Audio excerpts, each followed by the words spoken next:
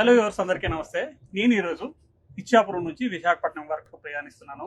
ఈ ప్రయాణానికి ఒక ప్రత్యేకత ఉంది. ఈ ప్రయాణం వెనక 12 ఏళ్ల పోరాటం ఉంది. ఈ 12 ఏళ్ల పోరాటానికి నాయకత్వం వహించిన టార్చ్ బేరర్ని ఈరోజు మీకు పరిచయం చేస్తాను. Congratulation torch bearer. 12 ఏళ్ల పోరాటం ఆ రోజు నాకు గుర్తుంది, ఈ రోజు నాకు గుర్తుంది. ఆ క్వశ్చన్లు అడిగే ముందు రైల్వే జోన్ నిన్న తిరిగే రైలే ఈ రోజు తిరుగుతుంది. మీలాంటి వాళ్ళకి అర్థమవుతుంది, కానీ సామాన్యులకి అర్థం అవ్వాలంటే రైల్వే జోన్ అంటే ఏమిటి? రైల్వే జోన్ ఇది 18వ రైల్వే జోన్ దేశంలో క్రియేట్ అయింది, south Coast railway zone. First of all చేసుకోవాలంటే రైల్వే జోన్ ఒక ఆత్మ గౌరవానికి సంబంధించిన అంశంగా కూడా భావించవచ్చు. చాలా దగ్గరలో ఒక ప్రాంతానికి, ఒక రాష్ట్రానికి సంబంధించి కొన్ని జోన్స్ క్రియేట్ అయ్యాయి. ఆ జోన్స్ క్రియేట్ అయినందువలన లోకల్ పాపులేషన్ లో, అక్కడ స్థానికంగా ఉండే ప్రజల్లో ఒక ఆత్మవిశ్వాసం పెరుగుతుంది. మాకంటూ ఒక రైల్వే జోన్ ఉంది, మేము ఒక ఉద్యోగం సాధించాలనంటే మా ప్రాంతంలో మేము పనిచేసుకోవచ్చు. మా ప్రాంతంలో కూర్చున్న వ్యక్తులు, ఎక్కడ అధికారులు, వీళ్ళు మా పరిస్థితులు అర్థం చేసుకొని చేసుకుంటారు.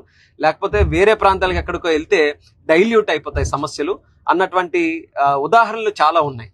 కాబట్టి ఇప్పుడు కొత్తగా రైల్వే జోన్ మన రాష్ట్రానికి క్రియేట్ అయ్యి వచ్చింది కాబట్టి ప్రజల్లో ఆత్మవిశ్వాసం పెరిగింది రైల్వేస్ పరంగా. ఎందుకంటే సమస్యలు చాలా ఉండొచ్చు, కానీ పరిష్కరించుకోవాలనంటే సాధారణంగా అధికారం ఉండాలి. ఆ అధికారం ఈ రోజు మనకు వచ్చిందని నేను నమ్ముతున్నాను. మన విశాఖపట్నంలోనే హెడ్ క్వార్టర్స్ ఉండడం, జిఎం మనకు అందుబాటులో ఉంటారు, డిఆర్ఎం మనకు అందుబాటులో ఉంటారు. గతంలో నేను ఇచ్చాపురం సమస్య అంటే భువనేశ్వర్ పరిగెట్టాలి, అక్కడ అధికారులతో మాట్లాడాలి.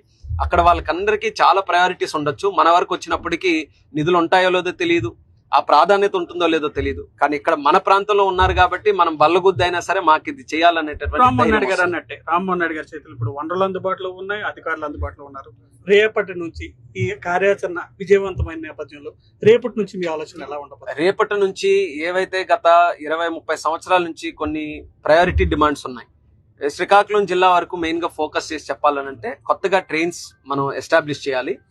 శ్రీకాకుళం జిల్లా అనేది జిల్లా జాగ్రఫికల్ గా ఎక్కడున్నా వ్యక్తుల పరంగా చూసుకుంటే ప్రపంచమంతా శ్రీకాకుళం జిల్లానే. ఏ ప్రాంతం వెళ్ళినా శ్రీకాకుళం కాలనీ ఒకటి ఉంది. సో దానికి కనెక్టివిటీ చాలా మేజర్ గా ఇంపార్టెంట్. ఏ పండగ అయినా సరే ఎక్కువ మంది మళ్ళీ తిరిగి వచ్చేటప్పుడు వాళ్ళు ఎక్కువగా ప్రధానంగా చెప్పే సమస్య ఏంటంటే కనెక్టివిటీ సరిగ్గా లేదు, మేము 2-3 స్టేషన్లు మారి 2-3 ట్రైన్లు మారి మేము ఇక్కడికి రావాల్సి వస్తుంది.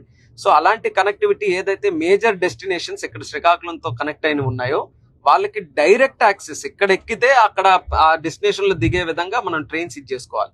గతంలో జోన్ లేదు కాబట్టి ఆ డిమాండ్స్ ఎంత పుష్ చేసినా సరే ఆ ప్రయారిటీ ఉండేది కాదు. ఇప్పుడు జోన్ సాధించాం కాబట్టి రేపటి నుంచి ఫస్ట్ ప్రయారిటీ, ఫస్ట్ ఫోకస్ మన జిల్లాలో మన ట్రైన్స్ మనం స్టార్ట్ చేసుకునే విధంగా చేయాలి. దానికి ఆల్రెడీ ఒక పునాది మనం వేసుకున్నాం. Srikakulam to Tirupati train start చేసాం. అది 70% ఈ రోజు ఆక్యుపెన్సీ, అంటే ఒక రికార్డ్ సక్సెస్ అది. సో 70% దీంతో ఆక్యుపెన్సీతో వెళ్తుంది. అలా హైదరాబాద్ గానీ, అమరావతికి గానీ, ఢిల్లీకి గానీ, గుజరాత్ గానీ, ఇలా కొన్ని ప్రాంతాలకి ఈ ప్రాంతం నుంచి కనెక్ట్ చేయాల్సిన అవకాశం ఉంది. దాని మీద మేము దృష్టి పెడతాం. ప్రధాని మోడీ రామ్మోహన్ నాయుడిని పౌర విమానయాన శాఖ అభివృద్ధి చేయమని చెప్పారు. ఆల్రెడీ వరల్డ్ లో టాప్ 3లో నిలబెట్టేశారు. దానికంత ఇంపార్టెన్స్ ఇచ్చారు, అంత ఈక్వల్ ఇంపార్టెన్స్ ఉత్తరాంధ్రలో రైల్వే అభివృద్ధికి ఇచ్చారు. రైల్వే అంటే రామ్మోహన్ నాయుడికి ఎందుకు అంత మోజు? కేంద్ర మంత్రి అయిన తర్వాత విమానయాన శాఖ మీద దృష్టి పెట్టడం జరిగింది. కానీ రైల్వేకి సంబంధించనంటే ఇది పార్లమెంట్ సభ్యుడు అయిన నుంచి నేను కనెక్ట్ అయి ఉన్నాను రైల్వేకి. 12 సంవత్సరాల నుంచి నేను మంత్రి కాకపోయినా సరే నాకు ఇష్టమైన subject.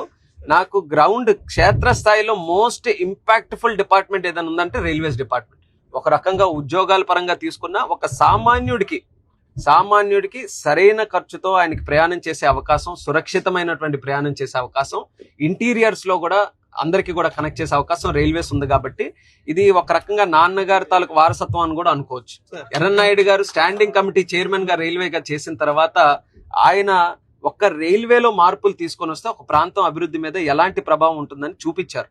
Naupada Gunupur railway line ని నారో గేజ్ నుంచి బ్రాడ్ గేజ్ చేసి ట్రైన్ స్టార్ట్ చేయడం, అలాగే ఈ ప్రాంతం నుంచి ఈ రోజు కూర్చుని విశాఖ కూడా నేను గర్వంగా చెప్తున్నాను.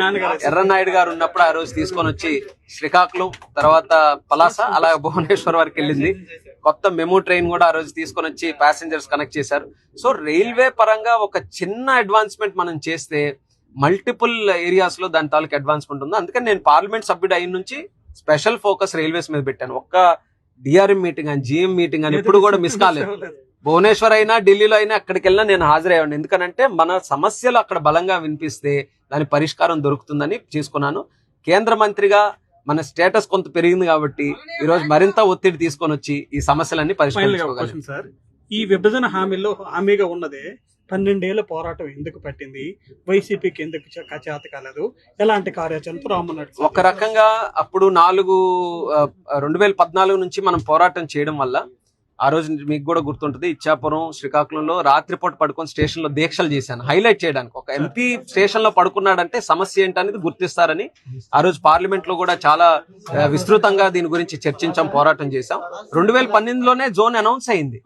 కానీ అప్పుడు రాష్ట్రంలో అధికారం మారడం వల్ల జగన్మోహన్ రెడ్డి గారు వచ్చిన తర్వాత 50 ఎకరాలు కేటాయించకపోవడం వల్ల 5 సంవత్సరాలు కూడా ఆలస్యం అయింది.